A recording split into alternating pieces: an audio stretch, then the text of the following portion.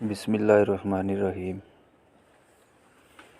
لا یکلف اللہ نفسا الا وسعها لها ما کسبت وعلیہا ما اکتسبت ربنا لا تؤاخذنا ان نسینا واخطانا ربنا ولا تحمل علینا اصرا کما حملته علی الذین من قبلنا ربنا ولا تحملنا ما لا طاقة لنا به واعف عنا واغفر لنا وارحمنا انت مولانا فانصرنا علی القوم الکافرین۔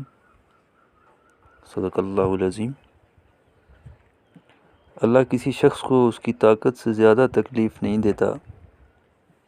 اگر اچھے کام کرے گا تو اس کو ان کا فائدہ ملے گا، برے کرے گا تو اسے ان کا نقصان پہنچے گا۔